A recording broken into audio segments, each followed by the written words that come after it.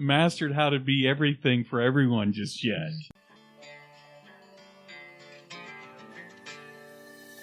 Broadcasting live from an Airstream somewhere in Tornado Alley, bringing you the people, places, and stories from the Panhandle to the Red River. This is your Only in Oklahoma show. And welcome to the show. Today we're discussing some activities in the state of Oklahoma during the month of May. I'm Brett. And I am Harley. So, I'm not going to do it. It's that time of year again. Well, it's camping season. So you did your maiden camping voyage, one of many. You know, we have to reschedule this when we record shows and when we do things with the activities of the Smith family Robinson, the Swiss Army knife of all things Oklahoma, Mr. Harley Covington. How was it? The first trip and last trip are almost identical. No, there's a lot of work involved. Yeah. Like you got to bring everything that you couldn't leave over the winter home and clean it and all that sort of stuff. So when you go back the first time, you've got to bring all that stuff with you. You've got to set everything up for the first time. You got to make sure you don't have any leaks or. Now, with that, you say leaks. You are an RV camper. Yes. Sorry. So in the winter or at the end of the season, you winterize. Mm-hmm. What do you do in preparation aside from, do we have this, do we have that? Is there anything you have to do to your camper to make sure, like you said... It's ready to go? Yeah. You've got to check all your connections. You've got to blow any antifreeze, that sort of stuff that you put in your lines out. Mm-hmm. And a lot of it's just setting up the stuff, like everything you put up. Camping in an RV is probably the only activity that never goes off without a hitch. Get it? The trailer, the trailer hitch. Yes, no, I get it. So fun. We had a good time. It was me and Amber and the kids, the two youngest kids that are almost going to be too old to do that stuff. I keep thinking that, and the kids keep surprising me. Right. I think Madeline is going to probably abandon us before Connor does. You think so? Yeah, like Connor is still into it. Yeah. See, that's nice that you have, when you don't have Santa or the Easter Bunny to keep them interested, you have camping. Is that like the last thread, the last bastion of being cool? No, I think even kids recognize that being unplugged for a minute isn't bad. Yeah, especially once they are forced to do it. Mm-hmm. Like, I don't think voluntarily they're going to be like, I'm just going to turn my phone off and go outside and play. Right. But if they're forced into it, then they're like, hey, I really like this. Well, it sounds like we're probably going to have a lot more conversations about Harley's camping adventures this summer. But if you don't have a camper and you're just looking for something to go do, to plug in on your own, tons of stuff coming up in the month of May for sure. Starting with Germanfest, May 6th through 8th in Tulsa, Oklahoma. Yeah, this thing is huge, obviously family friendly, but you can still get your beer stein on. They're going to have beers from around everywhere, local German beers, all kinds of food.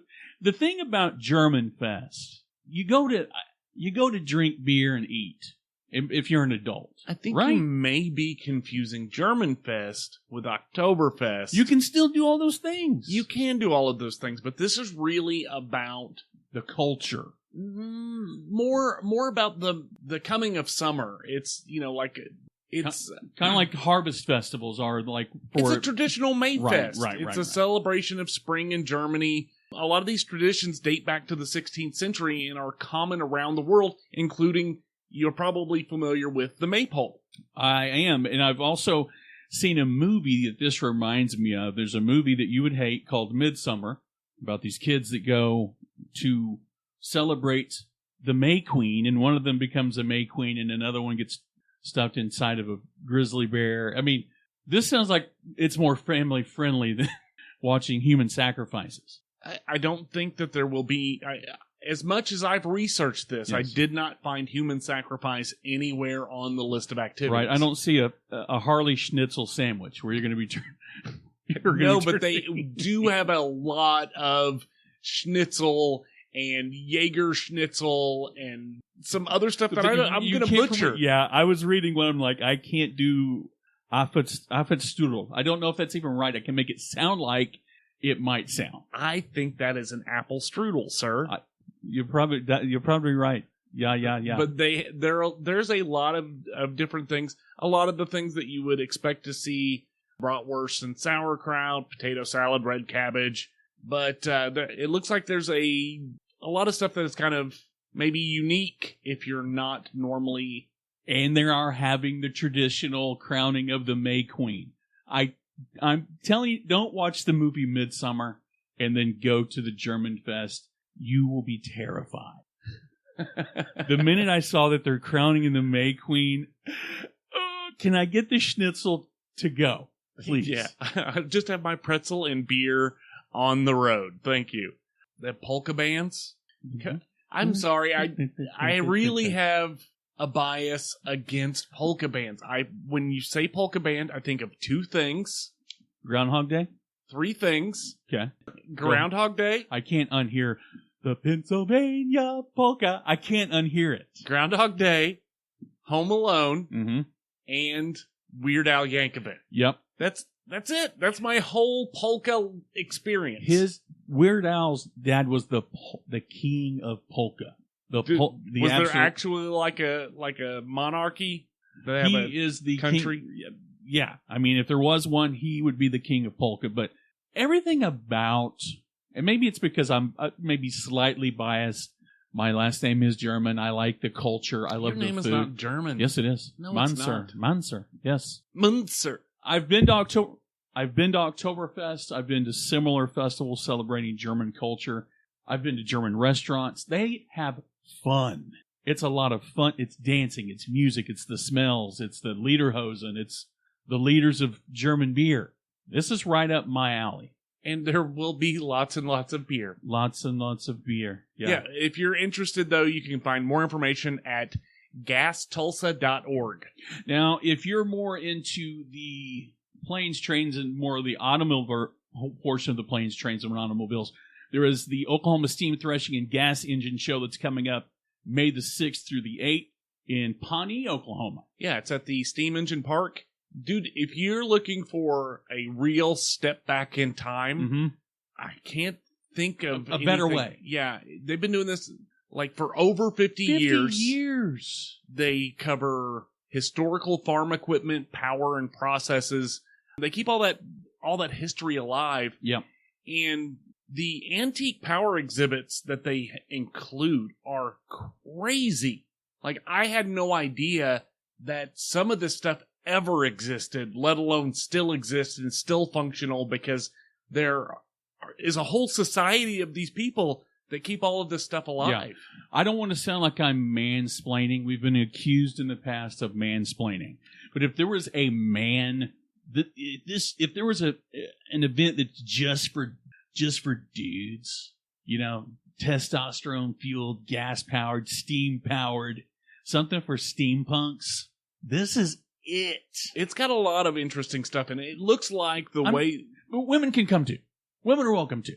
I don't know that but it looks like the way this works primarily is there's a demonstration and a lecture for almost everything. Well, have you ever seen a 100-ton coreless steam engine before? No.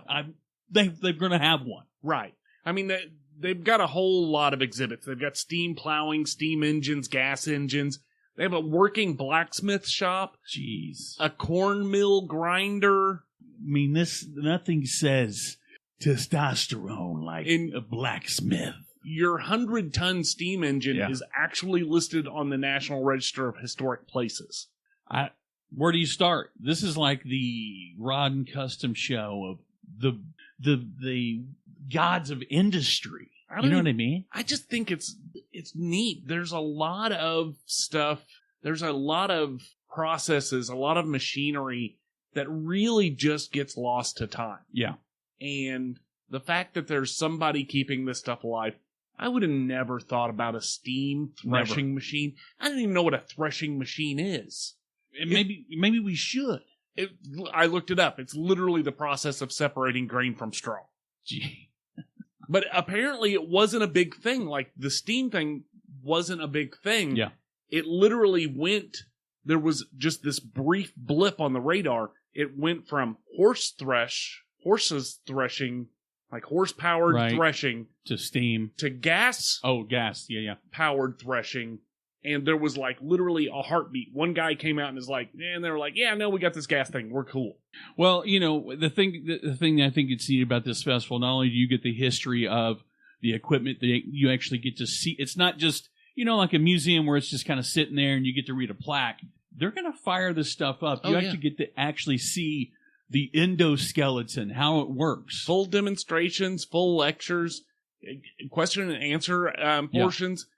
It's awesome. It's again, if you're looking for if you want a glimpse into farm life, that sort of stuff, like historical farm life, this is a really unique event, I think. Well, and it's, if you're kind of into it, but you're into, they've got a little bit of something for everybody. They do have some other activities going on. Right, some bluegrass music going on, a parade of power, which I'm sure is probably a parade of all things. Steam powered, gas powered, diesel powered, horsepower. Yes, like all the powers in the parade, and they're doing a kiddie tractor pull. How cool is that, man? I think you should enter your son and his Jurassic Park Power Wheels. That would be fun. He would have, if I could get him to not just push the sound buttons and actually get in and drive, I'm gonna have to start scolding him more. That's all there is to it. One of those shock collars. Yeah, I'm gonna have to raise him like I was raised. But they've also got a flea market, which, again, I think you're going to find some really unique stuff at a flea market like this. Absolutely. And then, you know, obviously something for the taste bud, barbecue, lemonade, all kinds of stuff. Another thing, too, is it's only $10. Kids under 12 are free. If you're a member of the club, you get in free. Right. Membership has its privileges. Which is, we'll put a link in the show notes for that if you're interested in that type of thing and you didn't realize there was actually a club where people actually do this stuff. Yeah. It's there, and it looks cool. Yeah, it really does. But if you want more information on that, go to oklahomathreshers.org. You know, this next event, it almost goes without saying. The minute you say El Reno in the month of May, the Pavlovian response to El Reno in May is what? It's the Burger Fest. Yeah. El Reno's Fried Onion Burger Day Festival, May 7th, El Reno, Oklahoma. This is a unique event. We're talking the cooking and consuming of the world's largest fried onion hamburger. Now, I'm going to give you a little factoid that maybe you may or may not know.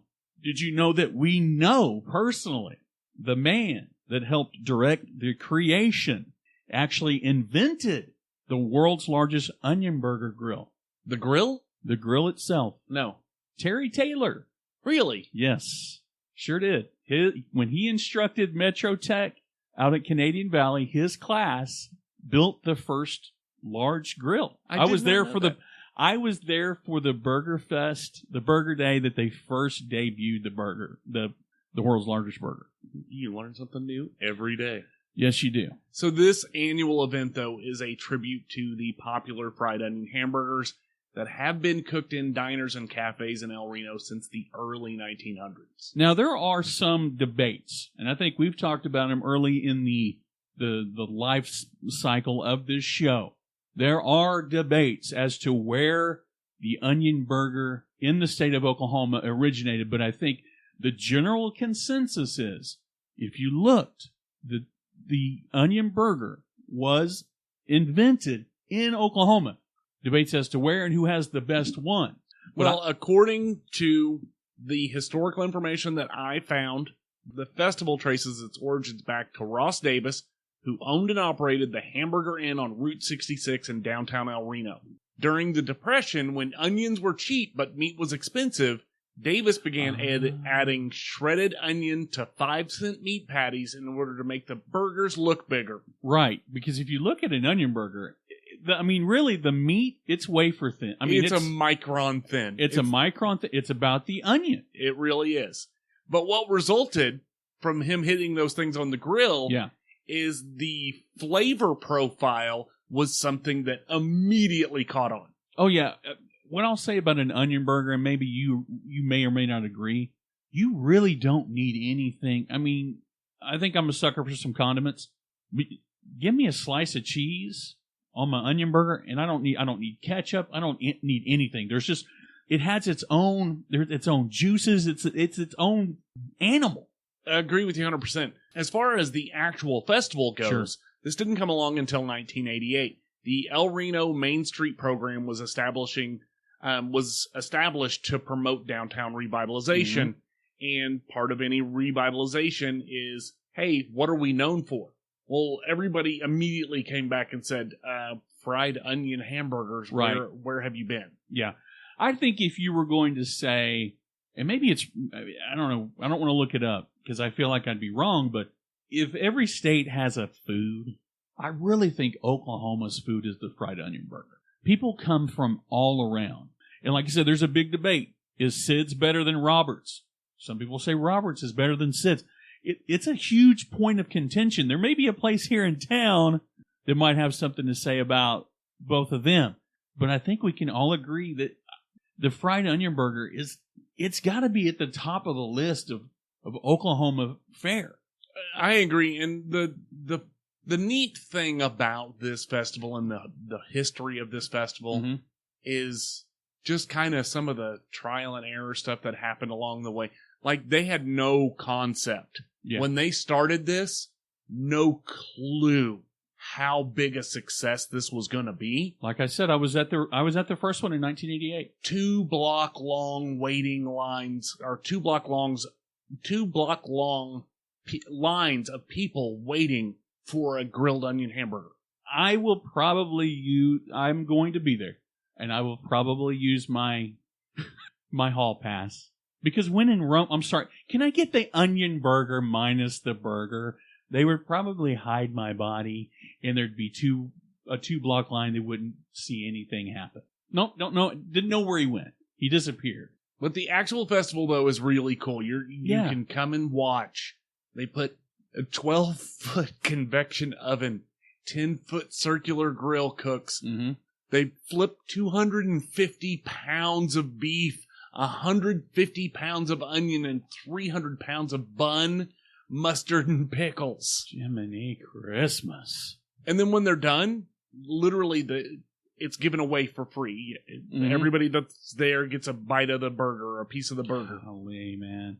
So we talked about, again, I keep going back to who says who's got what better, but El Reno, as a town, has landed in the 100 best burger joint places in the country. Yeah, 3 different spots. I mean, it's hard to beat. They've been on top 10s, top 25s.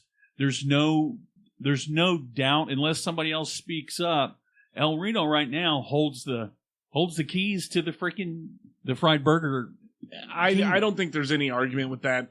In previous years, they have sold up to 4,000 fried onion burgers sold separately. Not the giant burger, but 4,000 additional onion burgers sold during that festival. They've had up to 25,000 people from all over the globe come to be a part of this festival. And now that things are kind of starting to, I hate to say it, we've been taking our time getting open back up. I would venture to guess that number, it could eclipse that this year with as many people I would be shocked if it's not more. Dramatically more. Yeah. And as far as other activities go, they've got kids games, they've got live entertainment on 2 different stages.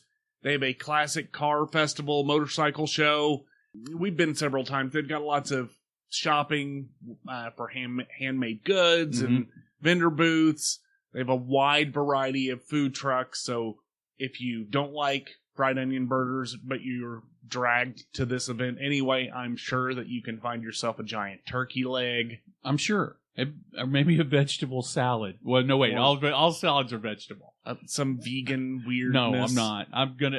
I will be doubled over in pain before I miss another burger day. And then they close out the whole event with a giant fireworks show at the end of the day. So I definitely think it is worth a trip out to El Reno. And if you want more information, the website is elrenoburgerday.com. Well, we've got Stillwater strawberries coming up right after this. So I had a scare with the local Amazon delivery driver. Really? So I got a delivery at like 8:45 at night. Delivery driver was in an unmarked van, not wearing a uniform, and bringing a box to your porch, and came to my front door from the neighbor's house. Not a good way to make I was like, holy cow, why are you... I mean, I literally opened up my door and there was a dude standing there. Mm-hmm. I'm like, what? Hi. Yeah. And he was like, I got a package for you. I'm like, oh, okay. Yeah. And he handed it to me and then he left. And sure enough, I got a notification 6 seconds later that my Amazon package had been delivered. But this guy drives off in a rental van or something. An unmarked vehicle. Literally unmarked, and he wasn't wearing a uniform. I guess it was the end of the day. He was wearing his undershirt. So, to piggyback on that, Amazon does this thing now that's like called Amazon Flex, where Joe Blow can deliver your packages. Yeah, it was a little weird. It's alarming. And, you know, I kind of live in rural America. Yeah. We all have guns. I wouldn't do that job. Not a chance. But I think it's one of those things where it's really important that if you run a business, your people are easily noticeable as employees. Right. They need to be a billboard for your product. Absolutely. I think our buddy Ronnie Davenport over at Tailboard Apparel could probably teach Amazon a thing or two about that. Right. And with all the money that Amazon's sinking into uniformed drivers and street clothes couriers, I don't know what you call them. They could just as easily call Ronnie and get a free quote. Yes, absolutely. He does screen printing and embroidery. He can embroider your logo directly onto a cap or a shirt. Or a magnet. Make you a magnet that says Amazon Amazon person. Amazon contractor. Anything. And if you are not like Amazon and you don't have a logo, then he can definitely help you in that department as well. So give him a call for a free quote. It's 405-517-2174. Or hit up the website at tailboardapparel.com. Something I like to eat a lot of. Food. Mainly fruits and vegetables. And one of my favorite fruits, easily top 5 fruits that are really hard to get that are decent unless you go to like a farmer's market or the Stillwell Strawberry Festival. Yeah, May 14th in Stillwell, Oklahoma. One of the things about Stillwell strawberries, I think everybody there grows strawberries. Yep. And from what I gather, the strawberries from Stillwell have very unique qualities. Okay. They're all perfectly shaped, super flavorful. Like, you'll hear people rant and rave about the strawberries that come from Stillwell, and I don't understand the farming technology behind what makes a great strawberry, but apparently they've got it locked down there. Yeah. 30,000 visitors yearly trek to this thing. Yeah, it's a huge event. It's been held since the 1940s to promote the strawberries grown in the area, and it is really one of Oklahoma's most loved hometown traditions. And I don't think they are overstepping them. You know, sometimes you take a lot of pride in your thing. Almost too much. But I think it's safe to say with over 30,000 visitors, it is officially the strawberry capital of the world. Yes, and if you're going to make the trek out to Stillwell for the Strawberry Festival, you're going to get some free strawberries, some ice cream. Yes. But they also have a lot of other things happening. Mm-hmm. This is a big event for Stillwell. They've got kid games, they've got midway games, they've got live entertainment, gospel and country music. Mm-hmm. They like to stick to their roots in the area. They do a 5K run. They've got carnival rides, vendor booths. The Strawberry Festival rodeo. Yes. I like a rodeo. I didn't mean to say it like that. It just happens. There's certain things I talk about. My voice changes. It does. And now I'm going to have some strawberries and I'm going to run the 5K. No, I'm not. No, you are definitely not going to run the 5K. They also have a parade, like the whole 9 on the parade. You're talking floats and marching bands and horses. Of course, you get to see the crowning of this year's Strawberry Queen. And I'm willing to bet, and maybe it's too on the nose, they will have a strawberry shortcake. I would to die for. I would almost guarantee it. Yes, because I mean, you can't have you've got a strawberry. They have a strawberry auction They do have a strawberry auction. They also have a baked goods contest. Oh, boy. Which, I'm not a baker. I like cooking. I don't like baking. So I probably wouldn't be any good in the baked good contest. But if that's something that you do, if that's your thing, baking, I would definitely take a look at it. Do you have any special talents? Do you consider yourself talented? You're somebody that's watched a lot of America's Got Talent. So I would say that you're almost like a talent scout. But do you have what it takes to be the Stillwell's Got Talent Strawberry Festival champion?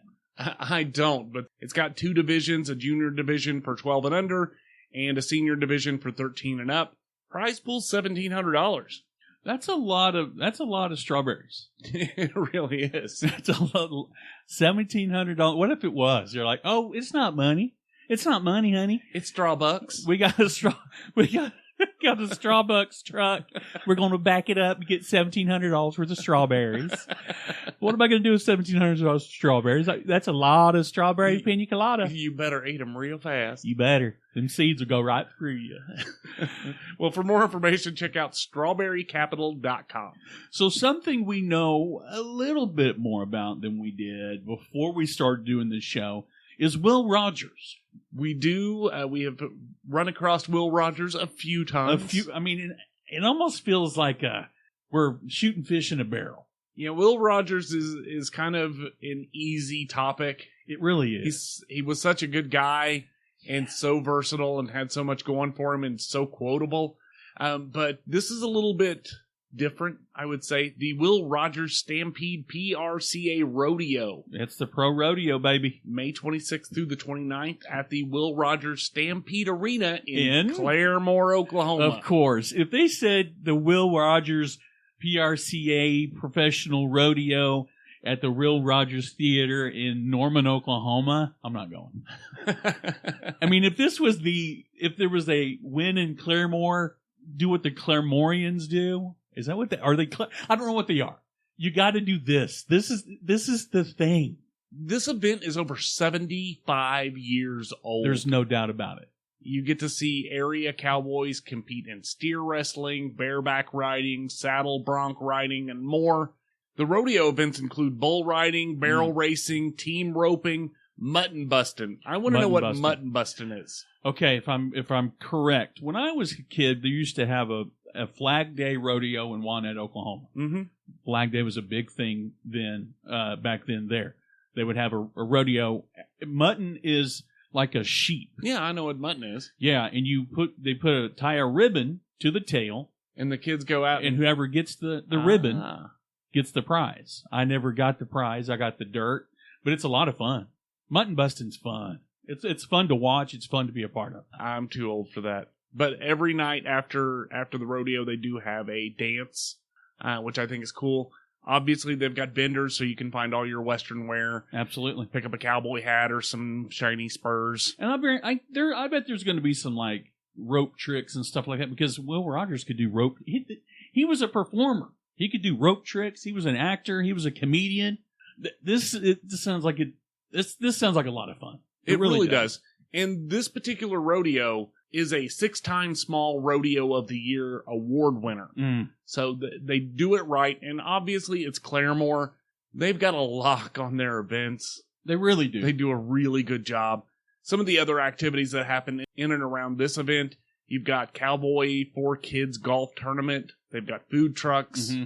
They've got the Downtown Hoedown, which officially kicks off the rodeo weekend. Again, a ton of fun. And if you get there early, there are two things I think we could both highly recommend that ended up being probably a lot better than we thought they were going to be. The Will Rogers Museum, where not only Will Rogers is buried, but his family's buried there as well. Mm-hmm. And then up the road and down around the corner a little ways is the actual homestead of Will Rogers. Yeah, in Oologah. It's not very far, but Claremore just oozes with history. They really know how to capture those moments. They do a phenomenal job of it. And if you want more information on this one, check out rodeoticket.com. Now, we've talked about going to this or being a part of it or actually going and doing a city slicker thing when we're on, like, the Yellowstone Ranch or something like that and trying to get murdered and buried by an oak tree.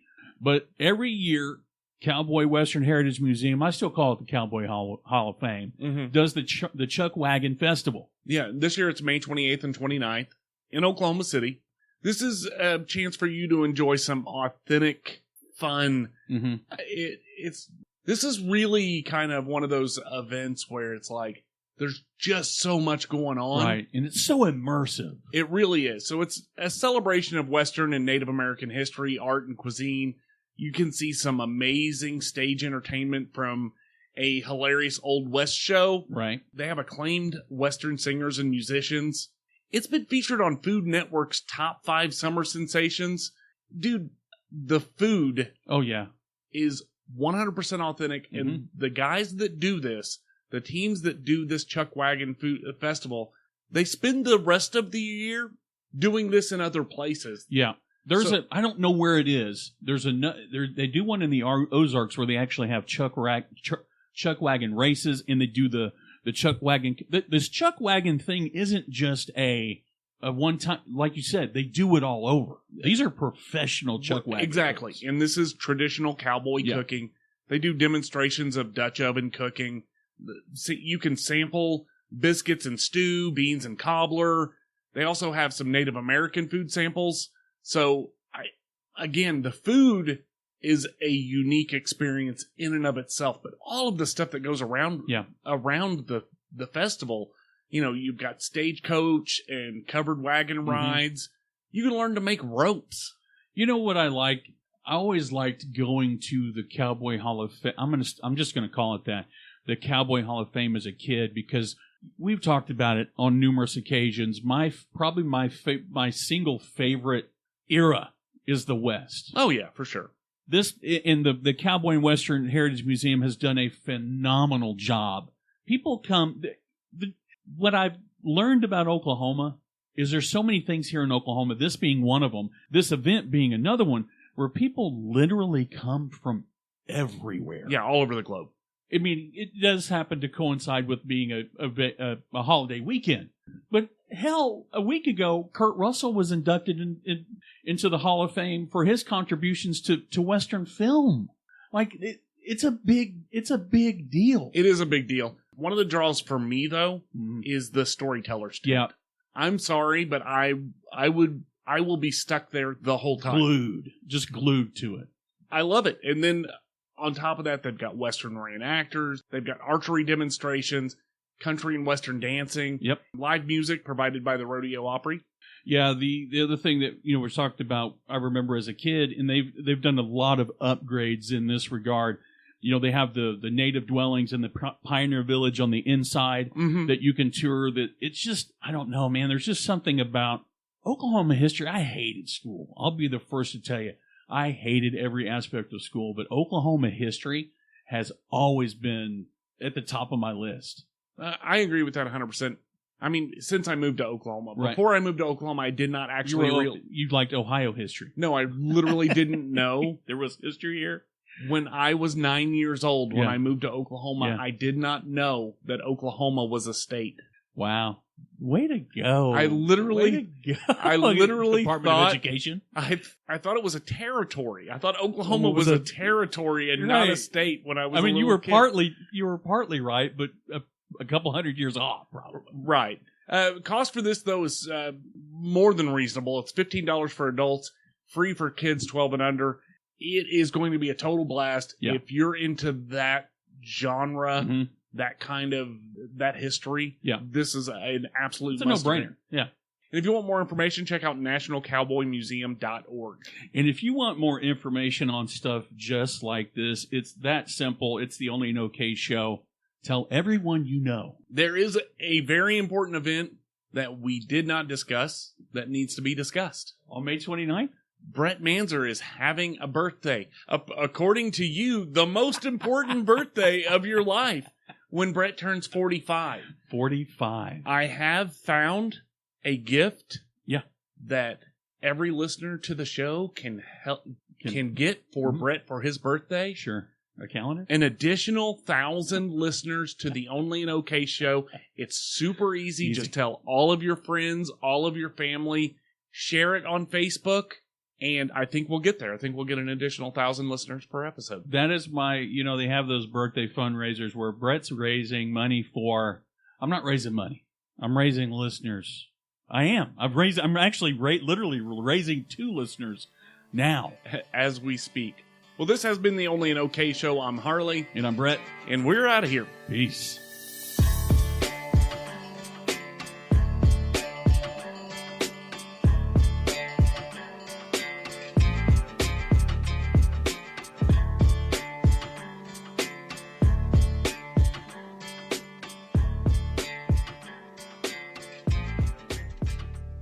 A vampire's heart on my stake. I stabbed him in the chest and he's gonna die. Garlic strings hanging on my neck. I'm gonna bury him under my deck. Whoa, you're a dead vampire. There's nowhere to run. I've got a stake and the damage is done. Stake in the heart, and you're to blame. You're a vampire, at least you were. I guarantee that's a John Carpenter Presents, in the sense that he's like, just send me a check. I don't care what movie you make. Yeah, we're going to do a sequel to John Carpenter Presents Vampires, or John Carpenter's Vampires. Yeah. We're going to write you a $100,000 check, and all you need to do is leave the name the same. Okay. Cool. I've moved. You realize I don't have the same address. I moved after the last unauthorized sequel. John Carpenter, he's kind of Harrison Ford-esque in the sense that they asked John Carpenter one time, so how do you feel about them making, basically, how do you feel about them remaking your movies? He's like, as long as the check's cash, I don't care. Harrison Ford the same way. They asked him one time something about, what'd you think about your character being killed off in The Force Awakens? That would be a good one.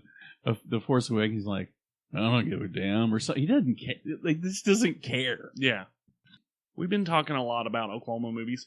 Movies based on Oklahoma or based in Oklahoma, or all the above. All of the above, but particularly produced in Oklahoma movies. We've been talking about it a lot. It comes up in the news a lot. What do you think about occasionally doing a watch party style show? Sure. Or a reaction type show? Yeah. About stuff like that. I watched a movie specifically because it's Oklahoma. But I think it may be it's definitely pre all of the Hollywood moving to Oklahoma. What is it? Splinter. 2008. Oh, yeah. There's some of the filming locations, like the gas station. Mm-hmm. I think it's still there. Yeah. I thought it was a great movie. I mean, it wasn't, Oscar quality or anything like that. Were you partial to it? Do you find yourself being have a little bit more of a lean towards, if it's in Oklahoma, there's a little bit, you kind of take a little bit more pride in it, even if it's not the best thing you've ever seen? I mean, I don't think I gave it any extra credit for being... What about... Okay, use The Outsiders, for example. So here's the thing that I did. Now, look, why are you going to change... You were talking about Splinter, so let's talk about Outsiders. Oh, okay. Jackass. Go ahead. No, one of the things that I did give it was the beginning was a little cheesy, and I let it run. Yeah. Whereas normally I would have given up on that movie real quick. Okay. Like, the special effects were not the greatest. Right. And the actor, who literally I think he might have a line in the movie, but he's the gas station attendant that dies in the first 12 seconds of the movie. Right. He was a horrible actor. Like, it was hokey. It was like me attempting to be, to pretend to get eaten by a monster. Right. It wasn't believable. It was kind of hokey. But so I gave it that. Mm-hmm. And normally I wouldn't. So I will say that it did get in the door because it was an Oklahoma movie. But I really liked it. Did you? If I've seen it, it's been years since I've seen it. Shea Wiggum, he's been in everything. I mean, he was in Boardwalk Empire. He was in Vice Principals. He's in... No, and he did a good job in the movie. Yeah. But It was it was filmed in Oklahoma, and it was about an Oklahoma location, which I liked. There weren't very many actors in it. I think there was 1, 2, 3, 4, 5, 6 total actors in the whole movie. So not a lot of actors. I mean, easily one of the top most underrated actors that's in it. He's doing stuff now. Is Shea Wiggum. I haven't seen it, but I think that's like one of his early roles. So here's the premise of the movie. Spoiler alert. Premise of the movie. Sure. Paulo and Jill Wagner, I think, are the primary actors. Okay. They are camping for the first time. He's a nerd. She's kind of, like a get shit done kind of girl. And they break their tent like 12 seconds into the movie. So they're going to go sleep in a shitty motel. They leave their campsite, which their campsite was not a campsite. It wasn't a place that you go camping at. It was like literally like somebody's backyard. It was some woods around and tall grass, and that was it. Like this was not a campsite. Was that the intent? Or you could tell just as being somebody that's from Oklahoma, it was clearly just a backdrop. I think that they didn't really think about it. They were like, "Yeah, you're just gonna go camping." Well, I'm sorry, if you're a first time camper, you're going to a campsite. Right. You're not going to the middle of the woods where you didn't get permission from the landowners. Yeah. Like where exactly are you coming from or going to that you knew that you could stop in the? Because you're on somebody's property. Yeah, right. That was not a park. Mm-hmm. So they break their tent, they're trying to find a hotel. They're in the middle of nowhere. Meantime, the other couple, which was Shea Wiggum and Rachel Curbs, they're criminals. Oh, okay. And they're on the run, they're trying to get to Mexico or something, and their car breaks down. She comes out of the woods, like, help me. The damsel in distress act. They stop, and Shea Wiggum comes up with his gun, is like, tick, tick, tick, with his gun on their window. Anyway, they're cruising along. They hit something with their car. They change the tire. The thing that they hit with the car is, like, moving very weirdly. Like, it's a flattened bobcat or something. Right. And, like, the ends of it are trying to move away. Oh, my. Yeah. So then they get to the gas station, and there's nobody there. Like, lights are on. Nobody's home. Nobody's home. The car's overheating or something like that. The girlfriend goes in, tries to get into the bathroom, and it's locked. And then the gas station attendant comes out, and he is now covered in spikes and, like, moving his head at a weird angle, and he literally eviscerates this woman in, like, the first 12 seconds. Wow. And so they're trapped in the gas station. The thing's on the outside. Their girlfriend is now a monster, too. It tries to get in. They knock one of its hands off. And then the hand starts running around the store after them. Like, it is messed up. So is it kind of like a thing type, symbiotic type? It was like a parasite. And it was basically tracking them, hunting them via their heat. Oh, wow. Their body heat. I thought it was a really good movie. I mean, it wasn't horribly... Does it show its age? I don't think so. I think you could watch it now and you wouldn't know. Like, if you didn't know this movie and you watched it right now, you'd say, oh, that's not a bad movie. You wouldn't be like... The only thing that I did notice in the whole movie, and it was made in 2008. Yeah. They had them throw out their phones. I haven't had a phone that looked as ancient as the phones they threw out the window since, like, 99. Were they like the Nokia 6180 type phones? It was like these flip phones, like the Kyocera flip phones from 2005. Like the cheapest. Oh, where you pulled the antenna out? Yes. Yeah. And that was something where it was like, oh, okay, that's dated. And I had to actually go at that point in time and look to see when the movie came out. But it was still, like, smartphones were still a thing by 2008. Yeah, and I think the iPod was like an inch thick. Yeah, makes sense. But no, that'd be kind of cool to do reactions or things like that are centered around Oklahoma-based stuff. I'm checking out. Where did you watch it at? I don't recall. Hulu or it can't be hard to find. Hulu or HBO or It's something. got to be free somewhere. Oh yeah, no, I didn't pay for it. Where can I watch? I wouldn't recommend watching. What? I wouldn't recommend watching this movie and then going on your first camping trip shortly thereafter. Oh yeah, I mean, you kind of creep me out with the description of the creature. I don't know how that I've not managed to see this. HBO Max and Hulu, which is interesting because I think they're in bed together because I think all of them are. I don't know how many times I'll see a movie that just like a movie I hadn't seen in a while and it pops up on Netflix, Hulu, and HBO Max all at the same time. Yeah, because Nightmare Alley's on Hulu and HBO Max. Hell, have you seen Free Guy? Did you watch that yet? We talked about that? Yeah, I saw. It's on Disney Plus and HBO.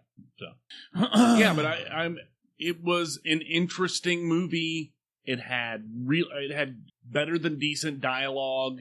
Like the acting wasn't, except for the first guy who I'm sure he was somebody's cousin or something. It was like, hey, you want to be in a movie? He's been begging me. I told him I'd put him in a movie if I ever made one. I never thought I'd make a movie.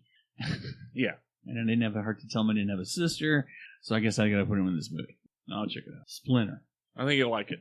It's got a bad, it's like 74% rating. Yeah. But again, it's one of those things where they didn't spend a lot of money on it, but it only made $500,000 at the box office. Yeah. Like, they didn't expect it to make a lot of money, but at the same time, they did not completely, like, chintz out. Like, the acting, the people infected, that acting was really good. Like, however they did it, and I think it was just, what do you call that one? That's, like, not CGI. Practical. Yeah. Practical. Let's see. The practical effects shooting took place in Oklahoma City. Mm-hmm. Where's that gas station at, though? Do we know? I don't. Performers including gymnast, mime, and stunt person. Huh. Trying to see what the budget. I said it made under 500,000. Doesn't say. It had a really short run when it came out at the movies. It won 6 awards at the Screamfest Horror Fest Film Festival. Best score, best special effects, best makeup, best directing, best picture. It is a fungus that takes control of them. I don't think that they ever actually decided anything, by the way. They said it was a parasite in the movie. I don't know. So what Wikipedia says, I always, but when I realized that you or I could alter Wikipedia, it's hard to tell. Yeah. I thought used to think Wikipedia was the preeminent source for all things information. Then I realized you didn't find out how much they spent? I have no idea. Like, somebody's embarrassed by it because the information is not available. Huh. Let's kick this pig. Oh, it's got to be. I mean, if you looked at the movie, I think you and I, between just a quick, and then we'll get to it, but you and I have watched enough movies. We've seen the biggest blockbusters. I'm not saying we're your source for entertainment, the only okay show, but we've seen the biggest. We've seen, you know what I mean? We've enjoyed them all probably equally. I mean, some of the most fun I've had with movies, the monster was like, you know what I mean? You didn't see the monster until the last 5 minutes of the movie. Look at Cloverfield. Mm-hmm. Great movie. You didn't see the creature until, it was a very Hitchcockian, Lovecraftian approach to monster making where it was all about the reaction. But it had a $50 million budget. I wouldn't say that movie cost any more than like a $200,000 maybe? I don't know. And it only made how much? $522,000 international. But according to the website, they only made $14,000 Jesus domestically. Like it was a limited run at a couple of places, and that was it. It's become kind of just from what I've heard in some of the kind of cult classic groups I'm in, it's a cult movie. Yeah. People love the movie. And if you're from Oklahoma, I think naturally if you're from Oklahoma, anything that references Oklahoma has been filmed in Oklahoma. Outsiders, prime example of a freaking phenomenon. And it's Oklahoma, and especially if they say, you see the Oklahoma sign, you can go, I've been there, and it's not like it's set in Oklahoma, but it's filmed in, New Mexico. Mm-hmm. I think the only nod that they mentioned Oklahoma a couple of times, the sheriff or whatever said something like, I'll have every highway patrolman in Oklahoma here in 10 minutes or something like that. I think it's cool when movies that aren't about Oklahoma mention it, especially Westerns. Mm-hmm. You know, Oklahoma Territory and Tulsa, that's where the oil is. You know what I mean? Like, it's just, I don't know. It's kind of cool. All right. 3, 2, 1.